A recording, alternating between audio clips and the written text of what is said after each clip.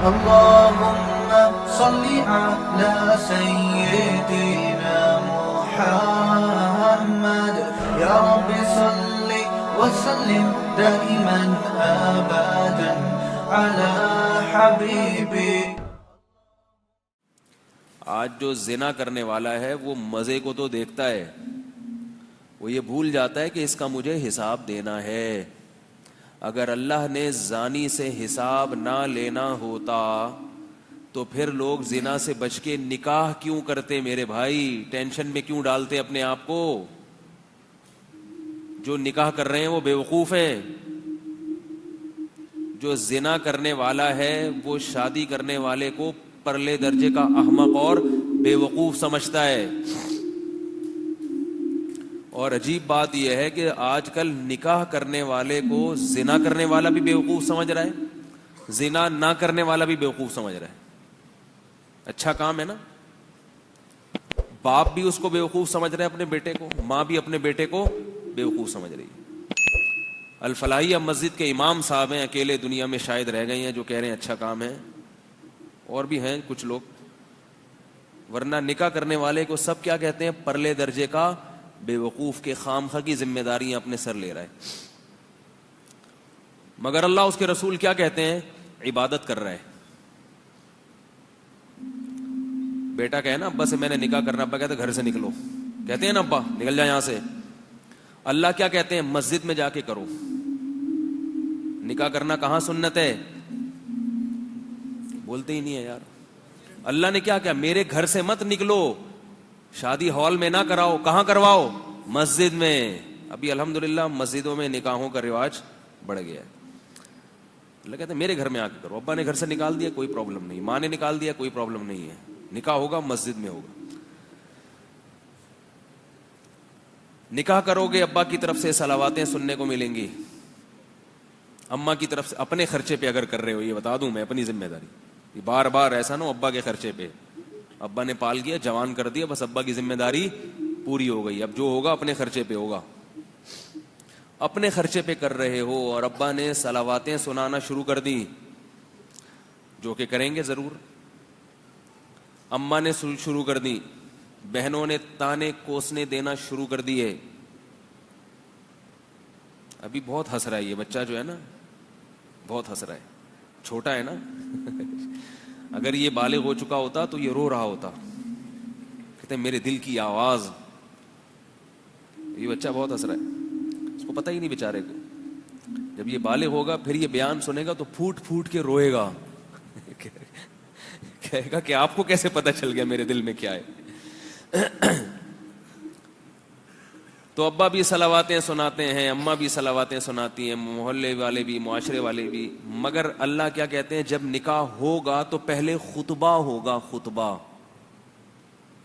اللہ کی حمد و ثنا ہوگی. صلواتوں کا بالکل اپوزٹ ہو گیا کہ نہیں ہو گیا؟ دعائیں ہوں گی، دعائیں، حدیثیں ہوں گی، قرآن کی آیات ہوں گی. نکاح سے پہلے خطبہ دیا جاتا ہے نا. کیا خیال ہے؟ اور نکاح پڑھواؤ گے کس سے؟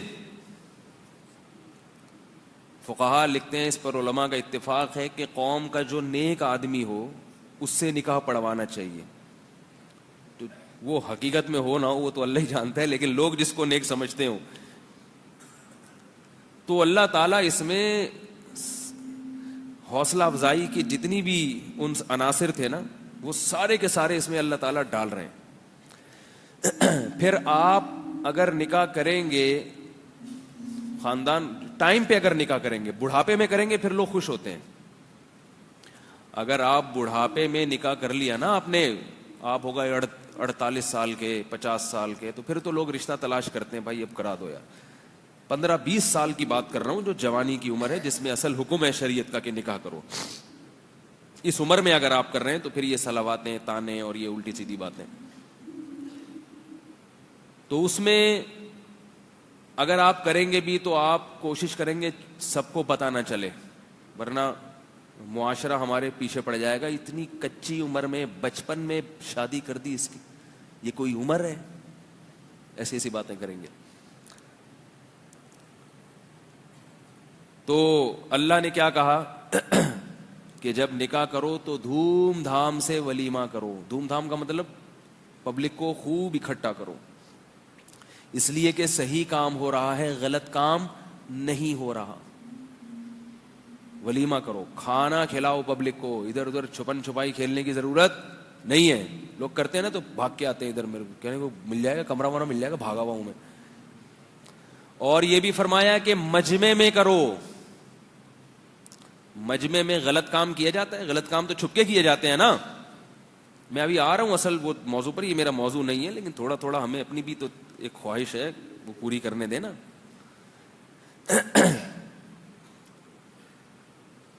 اعلنوا النکاح, نبی نے فرمایا نکاح علی الاعلان کرو, علی الاعلان. غلط کام علی الاعلان ہوتا ہے؟ بولو بھائی, چھپ کے.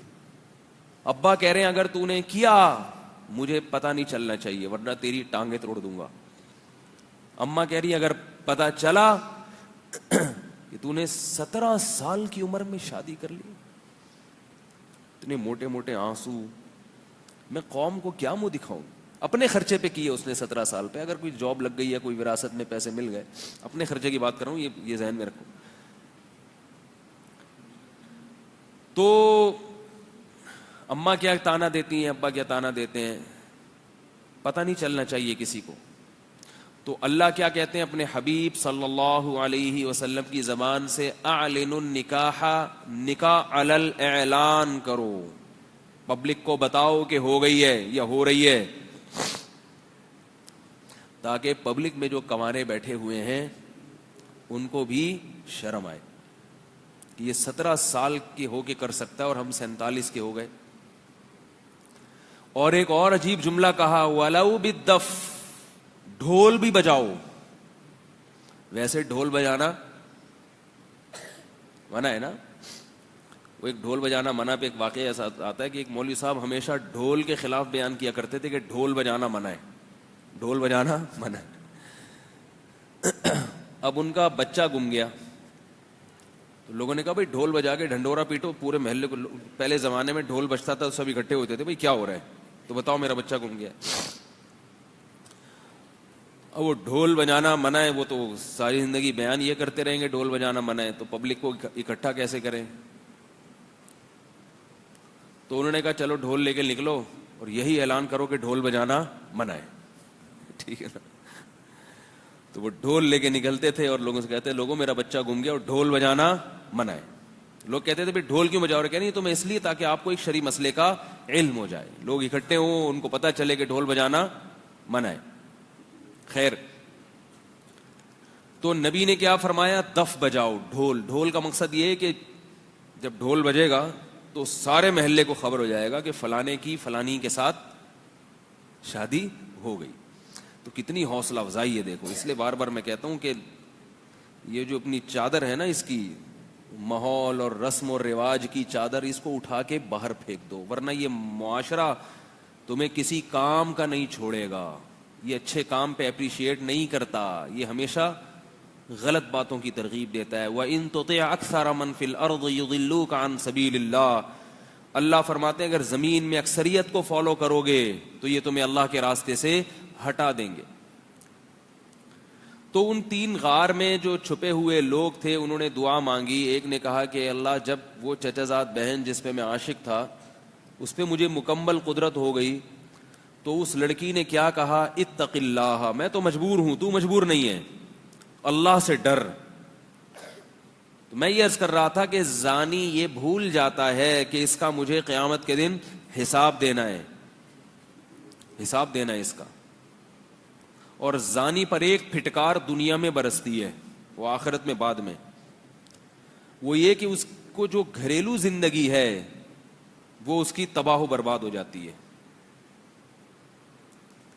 اپنی زوجہ کی طرف رغبت ختم, روزانہ نئے مزے بدلنے کا شوق, اس سے اس کی لائف کیا ہوتی ہے, ڈسٹرب ہو جاتی ہے, ذہنی سکون خراب ہو جاتا ہے.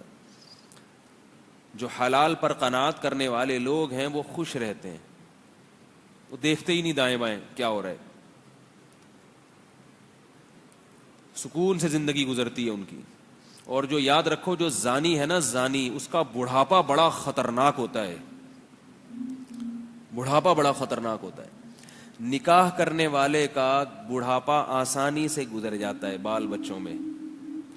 زنا کرنے والے کو بڑھاپے میں شوق وہی ہوتے ہیں جو جوانی میں تھے. یہ یاد رکھو، شوق ختم نہیں ہوتا. اگر کوئی یہ سمجھتا ہے کہ جوانی میں زنا کا شوق ہے یہ بڑھاپے میں خود بخود ختم ہو جائے گا، یہ بہت بڑی بھول ہے. اگر بڑھاپے میں زنا کی خواہش ختم ہو جاتی تو نبی صلی اللہ علیہ وسلم کی یہ وعید نہ ہوتی کہ قیامت کے دن اللہ بوڑھے زانی کی طرف نظر اٹھا کے بھی نہیں دیکھیں گے. قوت ختم ہو جاتی ہے، طاقت ختم ہو جاتی ہے، خواہش ختم نہیں ہوتی. اور اس سے بڑا عذاب کیا ہوگا کہ ایک چیز کی خواہش ہے مگر اسے پورا کرنے کی قوت نہیں ہے. کسی چیز کا دل چاہ رہا ہے آپ کا، مگر آپ اس خواہش کو پورا کر نہیں سکتے. یہ تو 24 گھنٹے کی ٹینشن ہے یا نہیں ہے؟ کیوں نہیں سمجھ میں آ رہی بات بھائی؟ خواہش ختم نہیں ہوتی بوڑھے میں اگر اس نے جوانی میں اپنے آپ کو کنٹرول نہ کیا ہو. جس شخص نے جوانی میں بدنظری نہیں چھوڑی، آپ اس کا بڑھاپا دیکھو، بڑھاپے میں بہت خطرناک نظر باز ہوتا ہے، وہ بہت خطرناک ہوتا ہے. اور پھر اس بدنظری کی پھٹکار اس کے چہرے پہ بھی پڑتی ہے، اور توبہ کی توفیق پھر اکثر نصیب نہیں ہوتی. لوگ یہ سمجھتے ہیں کہ جوانی ہے تو بڑھاپا جب آئے گا تو خود بخود چھوٹ جائے گا. نہیں چھوٹتا، خود بخود اور پختہ ہو جاتا ہے، اور پختہ. اس لیے اس خوش فہمی میں ہرگز نہ رہیں بھائی. اگر اللہ نہ کرے کسی نے زنا کیا تو خوب گڑ گڑا کے اللہ کے سامنے توبہ کرے. وَلَا تَقْرَبُوا الزِّنَا إِنَّهُ كَانَ فَاحِشَةً وَسَاءَ سَبِيلًا. فرمایا زنا کے قریب بھی مت پھٹکو، قریب بھی مت جاؤ. کسی عورت کے ساتھ تنہائی اختیار کرنا اسلام میں حرام ہے. کسی عورت کے ساتھ، یہ نبی صلی اللہ علیہ وسلم کی شدید وعید ہے اس پر کہ کسی بھی جوان عورت کے ساتھ آپ تنہائی اختیار، جوان ہو یا عمر زیادہ ہو، تنہائی نہیں اختیار کر. یہاں بہت ہی کوئی بوڑھی ہے، نانی دادی بن گئی بالکل ہی 90-95 سال کی، ایک الگ بات. جوان عورت ہو، 50-55 سال کی عورت بھی جوان ہی ہوتی ہے. آپ اس کے ساتھ تنہائی اختیار، بولو نا بھائی، نہیں کر سکتے. لفٹ میں بعض دفعہ ایسے ہوتا ہے، کہیں بلڈنگ میں آپ جا رہے ہیں، کوئی خاتون چلی گئی لفٹ کے اندر، آپ باہر آ جائیں، آپ نہ جائیں، موقع تلاش کر رہے ہوتے ہیں. ہمارے یہاں ہوتا ہے لفٹوں میں خاتون جا رہی ہیں، بندہ بھی چلا گیا، کہتے ہیں نظر نیچی کر کے کھڑے ہوئے ہیں. تو بھائی یہ جب جائز ہی نہیں ہے آپ کا اس کے ساتھ تنہائی اختیار کرنا، تو آپ کو جب شریعت اجازت ہی نہیں دے رہی تو آپ کتنے اچھے ہیں برے ہیں یہ بحث ہی جائز نہیں ہے. میں منع کرتا تھا بعض دفعہ، ہم وہاں حج پہ گئے تو وہ لفٹ میں بعض دفعہ ایسا، وہاں تو بہت ہوتا ہے ایسے، اکیلی خاتون جا رہی ہیں تو کوئی بندہ چڑھ گیا تو میں منع کرتا بھائی نہیں، باہر میرے ساتھ چلے جانا. اس سے کہتا تھا میرے ساتھ چلے جانا. نہیں بھائی ہم کو حج کرنے آئے ہیں، لڑکیوں کو دیکھنے تھوڑی آئے ہیں. مجھے پتا ہے بھائی آپ حج کرنے آئے ہیں، تو یہاں اگر اللہ رسول کی نہیں مانو گے تو پھر کہاں مانو گے؟ اللہ اس کے رسول نے یہ نہیں کہا کہ جو نیک لوگ ہیں وہ اکیلے سفر کر سکتے ہیں، عورت کے ساتھ سفر نہیں، یعنی تنہائی اختیار کر سکتے ہیں. جو برے لوگ ہیں ان کو اجازت نہیں، نہ برے کو نہ نیک کو. تنہائی جائز نہیں ہے. تنہائی ہاں کسی خاتون سے بات کرنی ہو، کوئی دوسرا موجود ہو، اگر مجبوری ہو تو بے شک دوسری خاتون ہی ہو. تنہائی جو ہے، تنہائی یہ بہت خطرناک چیز ہے. لوگ ان چیزوں میں ذرہ برابر احتیاط نہیں کرتے، بس براڈ مائنڈڈ بننے کی کوشش میں ہر آدمی. یار ہم لوگ اتنے نیچ سوچ کے نہیں، اتنے گھٹیا نہیں ہیں جیسے مولویوں کی باتیں ہیں. تو گھٹیا پن تو یہ بھی ہے کہ اگر زنا کر لیا تو کیا ہو گیا، اس کو بھی اگر آپ نہ دیکھیں تو بھی کلچر ہے. گورے تو کرتے ہیں نا، ان کو کہ کیا ہے زنا ہو گیا، گرل فرینڈ ہے تو کیا ہو گیا. ہم جا کے کہتے ہیں توبہ توبہ استغفر اللہ، کہتے ہیں یہ اس لیے تو ترقی نہیں کر رہے یہ لوگ. غیرت کو زندگی سے نکال دو تو پھر جو چاہے کرو. پھر نہ جمعے کا بیان سننے کی ضرورت، نہ اتوار کا، نہ کسی عالم کے پاس جانا، نہ کسی بزرگ کی بھی ضرورت نہیں. اور اگر غیرت والی زندگی گزارنی ہے تو شریعت کے ان احکامات کو فالو کرنا پڑے گا. تنہائی عورت کے ساتھ جائز نہیں ہے. ہمارے ایک دوست تھے یونیورسٹی میں, بہت بڑے پروفیسر تھے, کیا ہیں الحمدللہ. تو یونیورسٹی کی جو لڑکیاں ہیں بعض دفعہ ان سے اپنے پرائیویٹ بلکہ پرسنل جو میٹر ہے نا اس پہ مشورے لیتی ہیں. اب وہ بعض چیزیں ایسی ہوتی ہیں کہ وہ تنہائی کے بغیر وہ بتا نہیں سکتی اپنی بات. تو وہ مجھے بتا رہے تھے کہ میرے سے مشورہ لینے کے لیے جب کوئی لڑکی بیٹھتی ہے اسکول میں کلاس میں, تو اب مسئلہ یہ ہوتا ہے کہ کسی اور کی موجودگی میں وہ بات نہیں کرنا چاہتی. تو میں نے کہا کہ یا تو آپ اس سے موبائل پہ بات کر لیں, اور اگر یہ ممکن نہیں ہے تو کلاس کا دروازہ کھول کے رکھیں مکمل. اس سے بھی یہ مجبوری کی بات ہے, مجبوری میں اس سے بھی تنہائی, بولو نا بھائی, ختم ہو جائے گی. دروازہ کھلا ہے تو پھر سب آ رہے ہیں جا رہے ہیں دیکھ رہے ہیں. لیکن وہ بتا رہے تھے کہ یونیورسٹیوں میں پروفیسر اس کی احتیاط نہیں کرتے. جو اسٹوڈنٹس ہیں اگر انہوں نے پوچھنا ہو پروفیسر صاحب سے کوئی بات کرنی ہے تو پروفیسر کہتے کنڈی لگاؤ, تالا لگاؤ, پرسنل میٹر ہے نا, آپ کا پرسنل معاملہ ہے, تو بہت تنہائی کے ساتھ بہت احتیاط کے ساتھ کان میں آ کے بتاؤ میرے. حرام ہے, گناہ ہے, جواب دینا ہے اللہ کو قیامت کی. تنہائی میں اپنی بیگم کے ساتھ بیٹھا کرو بس, اور اگر نہیں ہے بیگم تو صبر کرو, اللہ سے دعا مانگو. جی ایک اور دے. تو میں اس لیے عرض کر رہا ہوں کہ یہ جو نکاح کرنے والے لوگ ہیں یہ بے وقوف نہیں ہیں. جو زنا کرنے والا ہے وہ پرلے درجے کا احمق ہے, کیونکہ اللہ نے قرآن مجید میں خام خواہ میں نہیں کہہ دیا کہ زانی کو 100 کوڑے مارا کرو. قرآن میں کہا نا اللہ نے, کنوارا مرد یا کنواری لڑکی اگر زنا کرے تو اللہ نے کیا کہا ہے, چوک پہ کھڑا کر کے 100 کوڑے مارو, چوک پہ کھڑا کر کے. وَلَا تَأْخُذْ بِهِمَا رَأْفَةٌ فِي دِينِ اللَّهِ, اور جب اس کے کوڑے لگ رہے ہوں یا کوڑے مارے جا رہے ہوں تو اس معاملے میں تمہارے دل میں نرمی نہیں پیدا ہونی چاہیے. ہائے ہوئے نہیں کرو, ہائے بیچارے کو زور سے لگ گئے, ہائے بیچارے کو یہ ہو گیا, ہائے یہ کیا ہو گیا, ہائے یہ کیا ہو گیا, ہائے توبہ کر لیتا, ہائے توبہ کا دروازہ تو کھلا ہوا تھا. اللہ کہتے ہیں گواہوں سے اگر ثابت ہو گیا تو توبہ کرے گا, میں قبول کر لوں گا. سزا دینے میں نرمی نہیں, سزا پوری دو, پھر ہائے ہوئے کرتے رہو بیٹھ کے. پھر اس کو عار دلانا جائز نہیں ہے, پھر اس کو تانے دینا جائز نہیں ہے. جب ایک دفعہ سزا مل گئی تو بس اب تانے نہیں دے سکتے.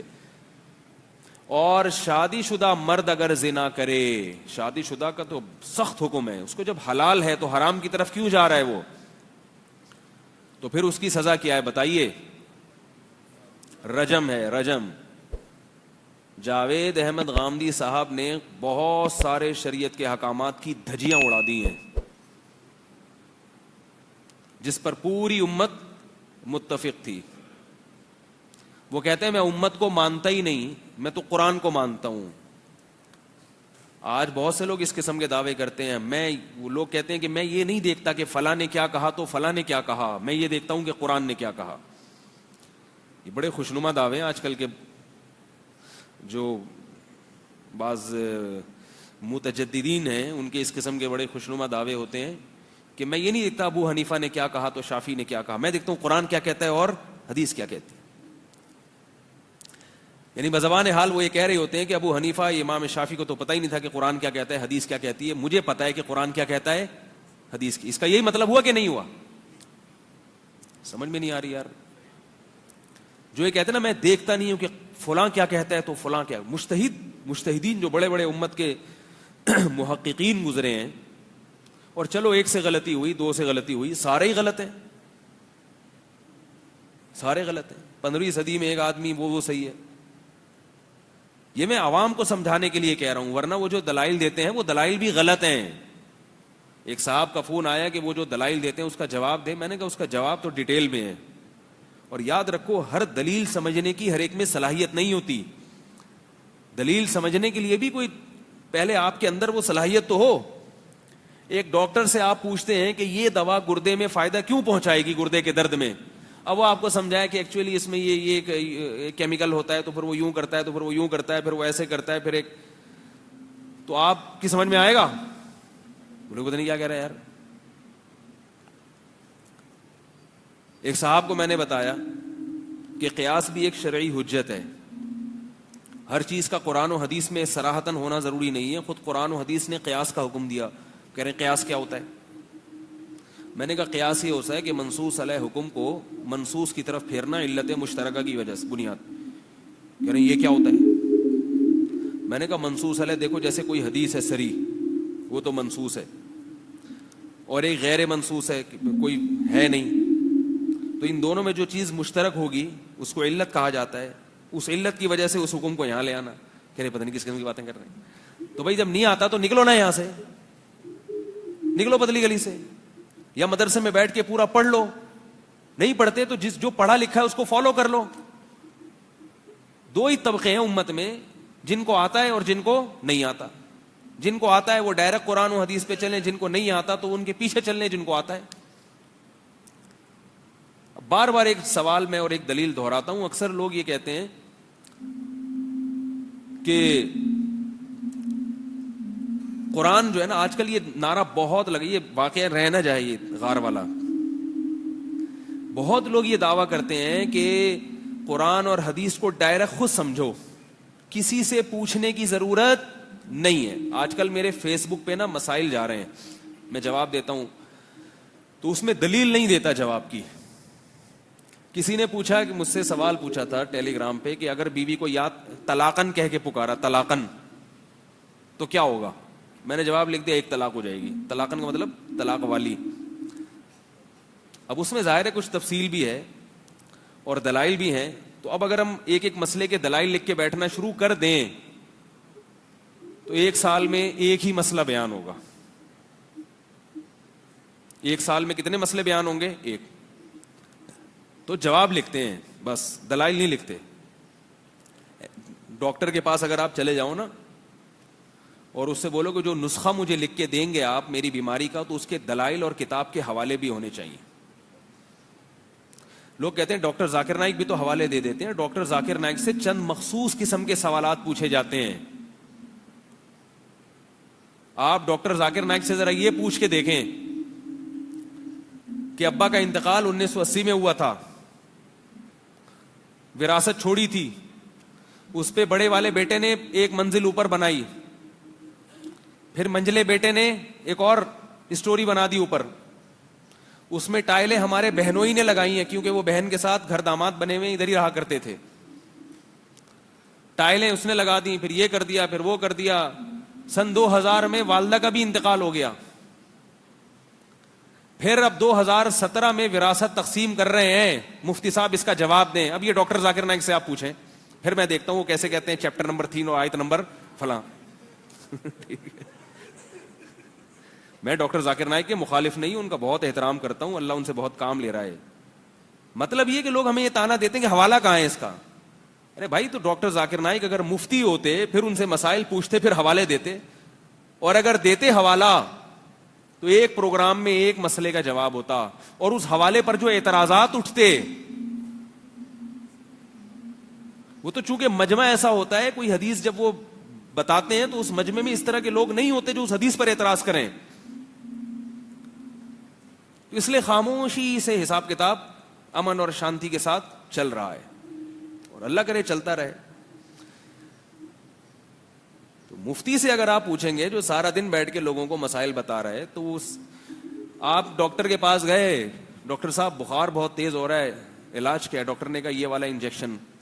آپ نے کہا یہ والا انجیکشن میڈیکل کی کون سی کتاب میں لکھا ہوا ہے؟ ڈاکٹر صاحب حوالہ چاہیے. میں بغیر دلیل کے ٹیکے نہیں لگاتا. ٹھیک ہے نا, میں بغیر دلیل کے اپنے ٹیکے نہیں لگواتا, ورنہ آپ دائرہ اسلام سے خارج.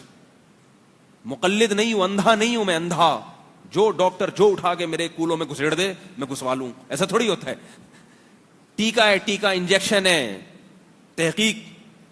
ڈاکٹر گھبرا گیا نا دھمکیوں سے, اڑے ہوئی, ورنہ میں تمہاری جو ہے نا وہ ڈگری اس کو چیلنج کر دوں گا عدالت میں.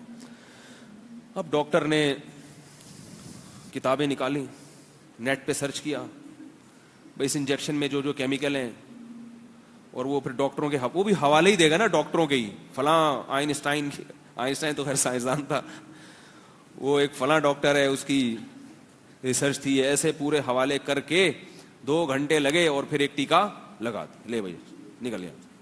دوسرا آیا, پیشنٹ آ رہا ہے, ڈاکٹر صاحب کھانسی ہے, یہ لے بھائی کھانسی کا سیرپ. صاحب یہ والا کیوں, وہ والا کیوں نہیں؟ سیرپ تو سارے ہی صحیح ہیں, یہ والا کیوں دیا, وہ والا کیوں نہیں دیا؟ ڈاکٹر صاحب نیٹ پہ بیٹھ گئے کھول کے, اس سیرپ کی وجہ کہ بھائی اتنا فٹ اتنے قد انچ ہو کسی انسان کا, اتنا ویٹ ہو, اس کے لحاظ سے یہ والا سیرپ, اور اس قسم کی کھانسی ہو, یہ والا سیرپ آپ کی صحت کے لیے مناسب ہے. تو اس نے کہا کہ پھر بہرحال چلا گیا وہ. تیسرا آیا, ڈاکٹر صاحب نے کہا کہ بھائی آپ بخار تیز, پیناڈول. اس نے کہا ڈاکٹر صاحب پونسٹون, وہ کیا ہے,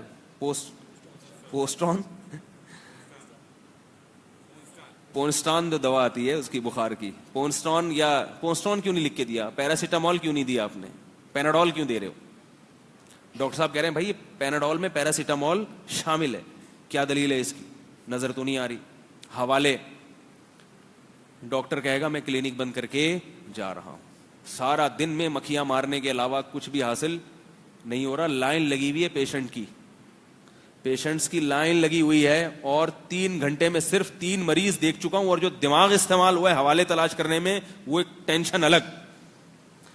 اب آپ بھاگے وہاں سے, آپ پیشنٹ تھے, آپ نے کہا یار تو دلیل نہیں دیتا, اب میں اپنا ایک میڈیکل کالج کھولوں گا جماعت المسلمین کے نام سے. یہی ہو رہا ہے, میں ایک نیا فرقہ بناؤں گا میڈیکل سائنس میں جو دلیل سے دوائیں دیا کرے گا. جو دوائیں کس سے دے گا؟ جب بھی دے گا تو دلیل سے دے گا, کیونکہ یہ سارے ڈاکٹر لوگوں کو اندھا مقلد بنا رہے ہیں. پھر وہ جماعت المسلمین کے نام سے ایک میڈیکل کالج کھولے گا, پھر اس کا پارٹ 1 بنے گا, پھر اس کا پارٹ 2 بنے گا, پھر وہ ٹکڑوں میں تبدیل ہوتے چلے جائیں گے. ڈرامے بازی کے علاوہ کچھ بھی نہیں ہے جو صدیوں سے. آپ لوگ کہتے ہیں نا غلط علماء بھی تو ہوتے ہیں, تو بھائی صحیح کو پہچان لو, صحیح بھی تو ہوتے ہیں اگر غلط ہوتے ہیں. تو جیسے صحیح اور غلط ڈاکٹر میں پہچان کرنے کے لیے دماغ لڑاتے ہو, تو ایسے ہی صحیح عالم میں اور جاہل عالم میں یا باطل عالم میں, اس میں پہچان کرنے کے لیے تھوڑا سا دماغ لڑا لیا کرو, اور اندازہ ہو جاتا ہے انسان کو. پھر ان کی تقلید ہی کرنی ہے, ان کی پیروی کرنی ہے. واٹس ایپ پہ ایک صاحب نے مجھے کہا کہ سعودی عرب کے جو شیخ بن باز رحمہ اللہ تعالیٰ تھے, مفتی اعظم تھے, وہ کسی کی تقلید نہیں کرتے تھے. وہ فقہ حنبلی کو فالو تو کرتے تھے, مگر وہ کہتے تھے کہ میں امام احمد کی تقلید نہیں کرتا, میں صرف قرآن و سنت کو مانتا ہوں, اس کے حساب سے فتویٰ دیتا ہوں میں. تو وہ واٹس ایپ میں جنہوں نے مجھے میسج بھیجا, ان کا نظریہ یہ تھا کہ دیکھو ان کا مذہب صحیح ہے, اور ہمارے بارے میں کہا کہ آپ لوگ تو امام ابو حنیفہ کو فالو کرتے ہو. سوال سمجھ میں آیا؟ یعنی یہاں کے علماء تو امام ابو حنیفہ کو فالو کر رہے ہیں, اور سعودیہ کے جو مفتی اعظم ہیں وہ کسی کو فالو نہیں کر رہے. وہ کس کو فالو کر رہے ہیں؟ قرآن و سنت کو. وہ دلیل کو فالو کر کے فتویٰ دیتے ہیں. اب جواب سمجھو, سنو میرا, اللہ کرے جواب سمجھ میں آ جائے. جواب ہی سمجھ میں آیا تو قرآن و سنت کہاں سے سمجھ میں آئے گا آپ لوگوں کے؟ میں نے کہا کہ شیخ بن باز قابل احترام تھے ہمارے لیے, وہ تو قرآن و سنت کو فالو کر کے جب فتویٰ دیتے ہیں تو آپ اس فتوے کو فالو کرتے ہو کہ نہیں کرتے؟ یا آپ پھر ڈائریکٹ قرآن و سنت ہی کو فالو کرتے ہو؟ نہیں آ رہی بات. آپ تو ان کے فتوے ہی کو فالو کرو گے نا, اس اعتماد پر کہ انہوں نے دعویٰ کیا ہے کہ میں قرآن و سنت کو فالو کرتا ہوں. لہذا آپ ڈائریکٹ قرآن و سنت کو فالو کر رہے ہو یا ان کے فتوے کو فالو کر رہے ہو؟ اگر آپ ڈائریکٹ قرآن و سنت کو فالو کر رہے ہو تو شیخ بن باز کا درمیان میں واسطہ لانے کی پھر ضرورت کیا ہے؟ پھر ان کے حوالے دینے کی ضرورت کیا ہے؟ ان کے فتاوی کی کتابوں کو آگ لگا دو پھر. اور اگر آپ بن باز کو اس لیے فالو کر رہے ہو کہ ان کا یہ دعویٰ ہے کہ میں صرف قرآن و سنت کو فالو کرتا ہوں, تو خدا کی قسم یہ دعویٰ امام احمد ابن حنبل نے 1000 دفعہ کیا ہوگا کہ میں صرف قرآن و سنت کو فالو کرتا ہوں. تو پھر امام احمد ابن حنبل کے فتوے کو فالو کرنا یہ بن باز کے فتوے کو فالو کرنے سے زیادہ اہم ہے. کیوں؟ امام احمد ابن حنبل 4 اماموں میں سے ایک امام ہیں جن پر پوری امت مسلمہ نے اعتماد کیا ہے. شیخ بن باز یقیناً میرے لیے قابل احترام ہے, قابل اعتماد ہیں, مگر پوری امت مسلمہ کے لیے قابل اعتماد نہیں ہے. ان کے بہت سے فتاوی پر امت کی اکثریت نے اعتراض کیا کہ یہ غلط ہیں, جس میں 3 طلاق کا مسئلہ بھی ہے. تو یہ عجیب بات ہے کہ بن باز کی تقلید کرو تو اس کو اتباع کا نام دے دو, امام احمد بن حنبل کی تقلید ہو تو اس کو جہالت کا نام دے دو اور شرک کا نام دے دو. کوئی گل تو نہیں نہ ہوئی پائیں. کوئی پنجابی بیٹھے ہوتے تو اس وقت کیا کہتے, کوئی گل تو نہیں نہ ہوئی. نہیں یار انہیں رہنے دیں ایسی, ٹھیک ہے جیسے چل رہے ہیں ویسے چلتے رہیں. اٹھا کر پھینک دو باہر گلی میں, نئی تہذیب کے انڈے ہیں گندے. ہمارا دین یتیم نہیں ہے کہ آج کوئی 15ویں صدی میں بیٹھ کے قرآن و حدیث ہمیں سمجھا رہا ہو. یہ تحقیقات چلی آ رہی ہیں, اور جتنا پیچھے جائیں گے, جتنا اسلاف کو فالو کریں گے, اتنا قرآن و سنت کے قریب ہو جائیں گے. اور جتنا بعد والے لوگوں کو فالو کریں گے, نام قرآن و سنت کا ہوگا مگر قرآن و سنت سے اتنا ہی دور ہٹتے چلے جائیں گے. بات قرآن و سنت کی نہیں ہے, قرآن و سنت کی تشریح کی ہے. تشریح کیا کرتے ہو آپ قرآن و سنت کی؟ عوام کو قرآن و سنت کی تشریح کے نام پہ بیوقوف بنانا بہت آسان ہے, بہت آسان. اگر تشریح کے نام پہ بیوقوف بنایا جائے تو ہر آدمی نے قرآن و سنت کا لیبل لگایا ہوا ہے اور لوگوں کو اسلاف سے بدگمان بھی کر رہا ہے, اور کہتا اپنے آپ کو کیا ہے کہ میں صرف اسلاف کو فالو کرتا ہوں, میں بعد والوں کو فالو نہیں کرتا. یعنی بعد والے کسی اور کو فالو کیا کرتے تھے. یہ بات یاد رکھیں, یہ امت یتیم نہیں ہے کہ یہ پورا ایک سلسلہ ہمارا, ایک سیکنڈ کے لیے بھی امت کبھی گمراہی پہ جمع نہیں ہوئی ہے, کیونکہ محمد صلی اللہ علیہ وسلم آخری نبی ہیں. آپ کے بعد اللہ نے علماء کو انبیاء کا وارث بنایا ہے, اور آپ کے بعد نہ کوئی نبی آئے گا نہ کوئی مذہب آئے گا, لہذا ہر دور میں اس مذہب کی حفاظت اللہ تعالیٰ کرتے رہیں گے. کل ایک میسج آیا میرے پاس جماعت المسلمین والوں کی طرف سے. میسج میں یہ تھا کہ کیا نبی کے دور میں حنفی تھے, کیا نبی کے دور میں اہل حدیث تھے, کیا نبی کے دور میں دیوبندی تھے, کیا نبی کے دور میں بریلوی تھے؟ کچھ بھی نہیں تھا. نبی کے دور میں صرف اور صرف کون تھے؟ مسلم تھے. آؤ جماعت المسلمین میں شامل ہو جاؤ. بڑے خوبصورت نعرے ہیں. کیا نبی کے دور میں جماعت المسلمین نام کی کوئی مسجد تھی؟ مسجد المسلمین بولو بھائی. نبی کے دور میں تو نمرہ مسجد تھی, مسجد نبوی تھی, مسجد قباء تھی, مسجد جن تھی. حالانکہ مسجدیں تو قرآن میں کیا کہ ان المساجد للہ, مسجدیں صرف کس کی ہوتی ہیں؟ اللہ کی. جن کی مسجد, مسجد جن. تو یہ تو صحابہ پر اعتراض ہوتا ہے, نبی پر ہوتا ہے. جن کی مسجد, اس کا نام مسجد جن رکھ دیا. ارے بھائی, کسی کا نام رکھنے سے یہ لازم نہیں آتا کہ اس کی جو تعریف ہے یا اس کے جو اوصاف ہیں وہ اوصاف تبدیل ہو گئے. حقیقت تھوڑی تبدیل ہوتی ہے. پانی کو آپ اگر دودھ کہنا شروع کر دو تو پانی پھر بھی پانی رہے گا. اگر ڈاکٹر نے آپ کو کہا کہ پانی پیا کرو پیاس کے وقت, آپ چائنیز تھے, چائنیز زبان میں مثال کے طور پر پانی کو دودھ کہا جاتا ہے. ایک مثال دے رہا ہوں, کہا نہیں جاتا, کہیں چائنا جا کے دودھ مانگنا شروع کر دیں آپ لوگ. تو آپ جب اس کو اپنی زبان میں ڈیفائن کرو گے تو کیا کہو گے؟ بھائی دودھ چاہیے. لوگ کہیں گے دودھ تو دودھ ہوتا, بولے میں ہمارے یہاں دودھ کس کو کہا جاتا ہے؟ پانی کو کہا جاتا ہے. الفاظ میں نہیں الجھو, الفاظ میں الجھنے کی اجازت نہیں ہے ہمیں. جن کی مسجد تھی جماعت اور ان لوگوں کی مسجدوں کے نام کیا ہوتے ہیں؟ مسجد المسلمین. مطلب یہ کہ باقیوں جو ہے نا وہ مسجد الکافرین ہے. نام ایسا فرقہ وارانہ نہ رکھا ہے کہ الفلاحیہ مسجد تو مسلمین کی ہے ہی نہیں. تو یاد رکھو, یہ جو دیوبندی, بریلوی, اہل حدیث کہا جاتا ہے اس لیے کہا جاتا ہے کہ یہ سب ایک دوسرے کو مسلمان سمجھتے ہیں. اب اگر ان میں کوئی فرقہ اپنا نام مسلم رکھ لیتا تو یہ دوسرے پر تانا ہوتا کہ گویا کہ یہ غیر مسلم ہے.